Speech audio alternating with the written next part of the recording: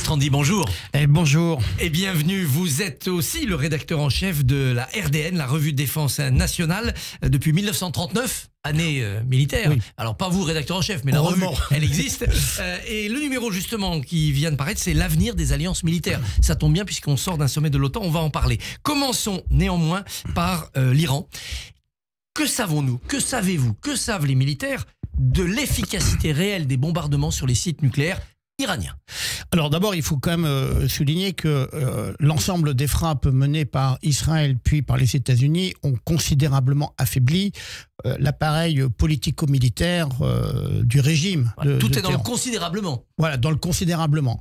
Bon, concernant le domaine strictement nucléaire, les dégâts sont importants, mais on ne peut pas dire que le programme nucléaire iranien est stoppé. Est-ce que c'est un échec des B2, de la fameuse bombe GBU, etc.? Non, c'est pas un échec. Les résultats sont spectaculaires et importants. D'ailleurs, au point que ça a obligé Téhéran, en quelque sorte, à lever le pouce. Et bon, maintenant, il faut comprendre qu'un programme nucléaire militaire, c'est de la matière première, de l'uranium, là qui est enrichi, où sont passés les 400 et quelques kilos d'uranium enrichi. C'est des compétences intellectuelles. Il y a plus de 20 000 ingénieurs et techniciens qui travaillent dessus. Même si les têtes ont été éliminées, il reste des compétences. Il reste des compétences. Et surtout, c'est une question de volonté politique. Je prends le cas de la France après la Seconde Guerre mondiale. Il y a eu une volonté politique de se doter de l'arme nucléaire. Or, en fait, pour qu'il n'y ait plus de problème du nucléaire militaire iranien, il faut que le régime renonce. On a un exemple dans l'histoire, c'est notamment par exemple l'Afrique du Sud, qui avait développé une arme nucléaire, d'ailleurs avec Israël, et donc qui a renoncé avant la fin de l'apartheid, et qui a démantelé. Donc, pour arrêter le programme nucléaire militaire iranien, il faudrait que le régime l'accepte. Voilà, c'est ça la finalité. Quand Donald Trump te dit on a gagné des dizaines d'années, est-ce que c'est vrai? Est-ce qu'on peut le croire? Non, honnêtement, non. On a gagné peut-être des années, parce qu'il faut reconstituer l'outil industriel, mais c'est pas en dizaines d'années, c'est peut-être 2-3 ans. Les Iraniens étaient très proches. Alors, dans ce très proche, on pourrait discuter, seuls les services, on peut penser au Mossad, ont une évaluation très précise, mais toutes les composantes, c'est-à-dire que vous aviez tous les Legos sur la table, et l'assemblage était pratiquement terminé. Bon, après, c'est comme, vous savez, quand il faut terminer, où c'est la dernière touche du peintre, ou ainsi de suite, ça peut prendre du temps. Mais, très honnêtement, le programme... Ils étaient tout prêts. Ils étaient tout prêts. Est-ce qu'ils avaient les vecteurs, les missiles pour emmener une charge? Oui, mais c'est bien ça le problème. C'est que, en fait, il y a 3 composantes dans le domaine nucléaire. Il y a la bombe, c'est-à-dire l'uranium, qu'il faut enrichir. Le vecteur, les Iraniens, ils ont démontré, hélas, leur capacité, les images des bombardements sur notamment Tel Aviv ou Haïfa avec des dégâts importants et des pertes civiles extrêmement importantes. Et puis après, la problématique, c'est la tête. C'est-à-dire, et ça, on a tous vu des films où il faut mettre l'explosif, le bouton rouge sur le bouton vert. Oui. Ça, c'est cette partie-là pour laquelle on a le plus de doutes. Mais le balistique et l'uranium enrichi, ils l'avaient. Israël a reconnu que des commandos avaient été envoyés au sol pendant ces 12 jours de guerre. Est-ce qu'on a une idée de ce qu'ils ont pu faire, ces hommes au sol? Alors, les commandos qu'on envoie, donc ce sont des forces spéciales très entraînées. Elles peuvent soit, par exemple, aller neutraliser des points extrêmement importants, des radars avant, par exemple, une phase aérienne, pointer, alors c'est un peu technique, mais par exemple, assurer le guidage des avions, c'est-à-dire pointer par exemple avec un objectif laser la cible. Donc vous avez la cible qui est pointée par une équipe au sol. Faut être tout près là. Faut être tout près. En tout état de cause, c'est aussi un message qui est envoyé à Téhéran pour dire mais on est prêt à recommencer. Voilà, donc ça contribuera à la légende des forces spéciales israéliennes. L'uranium qui est en circulation, ces fameux 400 kilos, ça peut donner une bombe sale ou ça c'est pour faire peur dans les films de science-fiction? Je dirais, c'est possible. Voilà. En fait, on peut faire une bombe sale, mettre des éléments radioactifs dans une bombe classique. C'est quand même pas Hiroshima, quoi. C'est pas une explosion nucléaire. Et d'ailleurs, il faut bien souligner que les frappes américaines sur les sites ne pouvait en aucun cas entraîner une explosion nucléaire du type Hiroshima.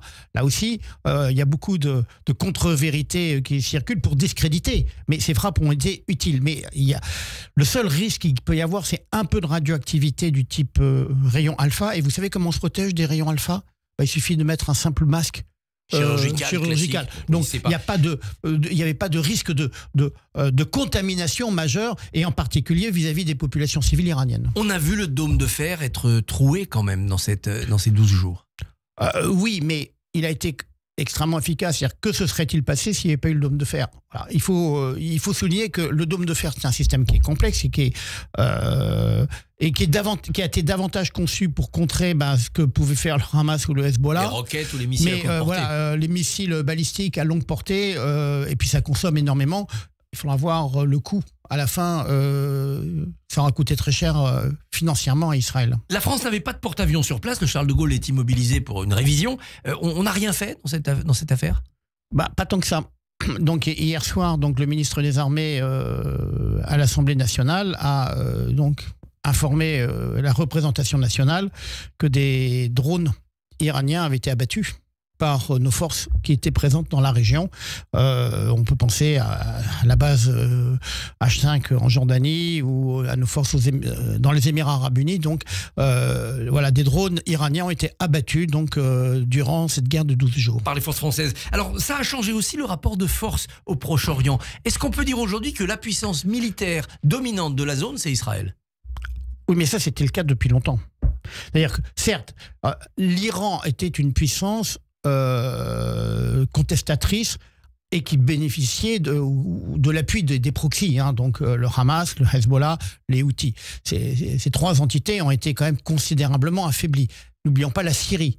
Bon, sachant que, et on l'a vu, les réactions des pays du Golfe arabo-persique ont été assez réduites. Condamnation pour la forme, mais pas de soutien. La diminution de la puissance nuisible que représente l'Iran arrange tout le monde. C'est la Turquie aussi qui peut battre en brèche la domination israélienne? Alors, là aussi, la Turquie a une position très ambiguë parce que a-t-elle une ambition impériale, ottomane en quelque sorte, ou veut-elle jouer un rôle de puissance intermédiaire? Bon, ça, c'est des questions qui se posent. En Syrie, en Irak, on a l'impression d'un empire qui avance. Bien entendu. Donc, de toute façon, il faut bien comprendre que c'est comme la tectonique des plaques, ça va continuer à bouger. Bon, l'Iran et l'arc chiite est certes diminué, mais que va-t-il se passer dans les semaines et mois à venir? N'oublions pas, concernant l'Iran, que quelle va être l'attitude du régime? Bon, là, une répression très forte, donc pas de changement de régime, mais bon, l'ayatollah Khamenei n'est plus un perdreau de l'année, et que donc sa succession pourra peut-être entraîner des modifications du régime qui, je le répète, est en train d'assurer une répression épouvantable. Un sommet de l'OTAN s'est tenu très important ces derniers jours. Est-ce qu'on peut dire que c'est un triomphe pour Trump qui a imposé à ses partenaires de l'OTAN l'augmentation à 5% du PIB des dépenses militaires? Alors oui, c'est un triomphe pour Trump. C'est un soulagement pour les Européens qui avaient, excusez-moi du terme, la trouille, et qui craignaient un lâchage de l'Alliance. L'Amérique reste. Ouais, l'Amérique reste. Bon, alors après, le passage à 5%, c'est d'ici 10 ans. Ça va être compliqué. Après, on va chipoter, bien sûr, pendant les 10 ans qui viennent, entre les fameux 3,5, les 1,5. Bon, voilà. Mais une chose est sûre, c'est que, hélas, on n'en a pas assez parlé, c'est que la menace russe demeure. C'est-à-dire que si on augmente le budget de la défense, y compris pour la France, et c'est extrêmement important, c'est parce que la menace russe est majeur, et puis les compétiteurs stratégiques le sont. Je pense notamment par exemple à la Chine. Donc augmenter à 3,5-5%, c'est pas un luxe. Monter à 5% pour la France, ça veut dire quoi? C'est combien de milliards? C'est quels équipements? C'est en fait, alors c'est plus que doublé. Mais je vais prendre des exemples très concrets pour passer à 3,5%. C'est par exemple assurer augmenter le nombre de frégates. Nous avons actuellement 15 frégates. Il nous en manque. Au regard des missions et des enjeux de sécurité, que ce soit dans l'océan Indien, en Indo-Pacifique, voire en Atlantique Nord, nous n'avons pas assez de frégates. Bon, donc, par exemple, passer de 15 à 18. Mais, un autre exemple, dans les fameux 1,5%, vous savez, par exemple, liés aux infrastructures. Aujourd'hui, s'il fallait faire transporter un train de chars M1 Abrams arrivant à La Rochelle pour l'emmener en Pologne, on ne sait pas faire. Ça serait très compliqué. Il y a par exemple le contournement ferroviaire de l'agglomération de Lyon, qui est un goulot d'étranglement. Alors on va dire, bon, est-ce que c'est stratégique aujourd'hui? Mais il faut investir. Voilà, ça c'est des choses qu'il va falloir faire. Donc augmenter nos dépenses en termes d'armement, renforcer nos effectifs, mais de l'autre côté, organiser la résilience de la nation. La résilience de la nation, c'est aussi bien les transports que par exemple la cybersécurité, l'approvisionnement alimentaire. Donc là, il y a énormément de travail et c'est là où ça va chipoter, bien sûr, sur les 1,5%. Et ça veut dire aussi engager des militaires, avoir une armée plus nombreuse? Il faut augmenter. Alors, il ne s'agit pas de doubler, il s'agit, et ça, le ministre des Armées y est très sensible, et il a raison, c'est augmenter le nombre de réservistes. Et on a un très bon exemple qui fonctionne très bien, c'est ce qui se passe en Israël, où l'armée d'active, les réservistes arrivent très vite, quand il faut. Bon, et après, on redescend. Donc, il faut augmenter nos capacités, en particulier avec les réservistes. On a un peu oublié, depuis le 13 juin, la guerre en Ukraine. Est-ce que le front a bougé? Est-ce qu'on arrive à une période décisive? Alors, le front n'a pas réellement bougé sur le terrain. Par contre, les bombardements sur les populations civiles ont augmenté. 20 morts à Dnipro, une trentaine à Kiev. Donc, et surtout, c'est que Vladimir Poutine n'a absolument pas changé d'objectif. Il veut la capitulation de l'Ukraine. Et donc, c'est ça qui est extrêmement inquiétant. Alors, est-ce qu'il va accentuer son offensive au cours de l'été ? En gros, il reste à peu près, on est fin juin, il reste juillet, août, septembre. Il reste 4 mois avant que l'hiver ne fige les situations. Mais de toute façon, pour Vladimir Poutine, aucun changement. La capitulation de l'Ukraine, c'est son objectif politique. Et est-ce que Zelensky a renforcé sa position auprès de Trump, auprès de l'Occident? Alors, visiblement, en tout cas, Trump n'a pas lâché Zelensky. C'est déjà important. Maintenant, comment ça va se passer concrètement dans les semaines à venir? Bon, la question reste entière. C'est-à-dire que, est-ce que Trump va vouloir obliger Poutine à négocier?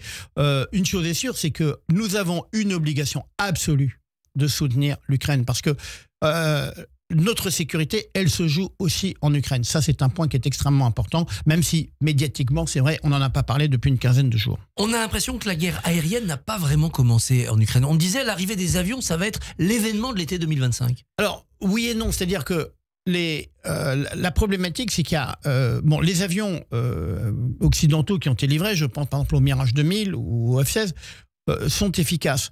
Mais là encore, on retombe dans la même problématique que pour Israël, c'est-à-dire, alors avec un territoire qui est beaucoup plus grand, il y a une saturation des drones et des missiles, donc on ne peut pas tout intercepter. Ce qui est paradoxal, par contre, c'est que la puissance aérienne soviétique russe n'est pas capable d'assurer le contrôle au-dessus de l'espace ukrainien, et ça c'est quand même très important pour les Ukrainiens. L'avenir des alliances militaires, c'est le numéro 880 de la revue Défense Nationale. Jérôme Pellistrandi, merci, bonne journée. Merci Christophe. Merci beaucoup Christophe, on vous retrouve demain matin à 7h45. Avec Nicolas Tenzer. Et bien à demain.